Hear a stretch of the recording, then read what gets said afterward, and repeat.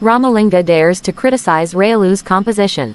Sri Krishna Deva Rayalu and his court Bhavana Vijayam comprising Ashtadigayas was taken as a model by many kings and kingdoms in and out of the Indian subcontinent. Rayalu was known for his fondness towards literature and his patronage towards poets and composers.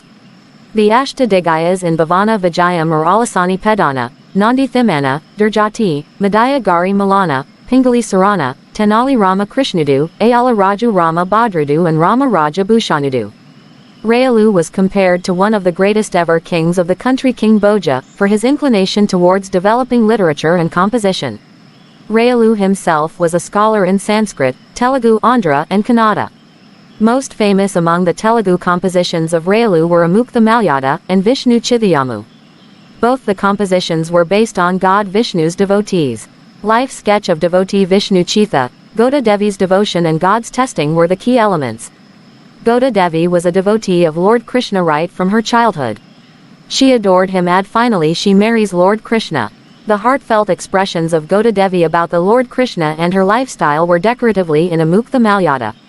Though Amukta Malyada was written in Telugu, it was majority filled with usages of Sanskrit language and was not generally understandable by the common people.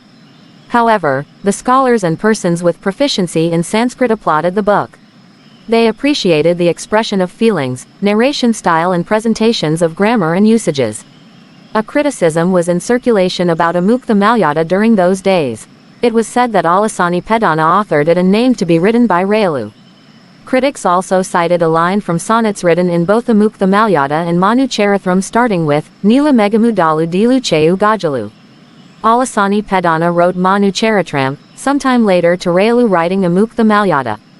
There was also a discussion that Alasani Pedana with high regards to King Rayalu took the sonnet and presented it as it was written in Amukta Malyada.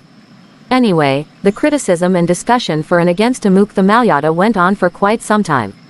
One day, Rayalu during the literature discussion in Bhavana Vijayam asked the present poets and experts to comment over Amukta Malyada. No one knew what the king actually wished to hear from the gathering. Almost all the renowned poets and scholars did not dare comment either for or against the book of Rayalu, thinking not to lose the place and position in the Bhavana Vijayam. Waiting for some time, Ramalinga raised. In a single sentence he said that he carried no two feelings about the book. He furthered, "My lord, a right critic will never bother who the author was. The critic will always be concentrating about the subject, presentation, narration and standards of language. Any criticism should be based on the occasion. It is also to be recalled that for any matter there definitely will be both constructive and destructive criticism in the world." Rayalu asked Ramalinga to first explain the lacunae in the book.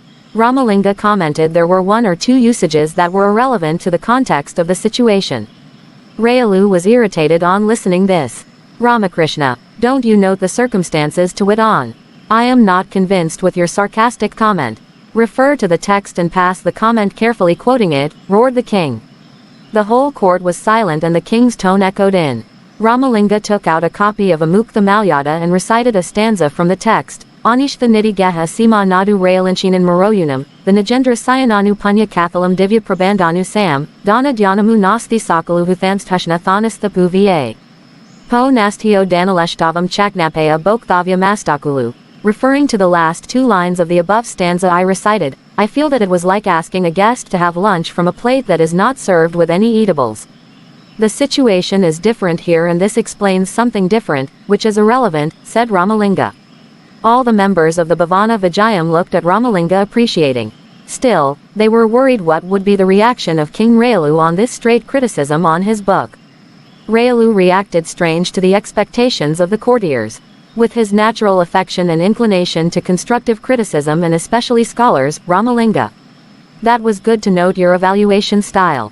You were right. There definitely will be constructive and destructive criticisms on any material.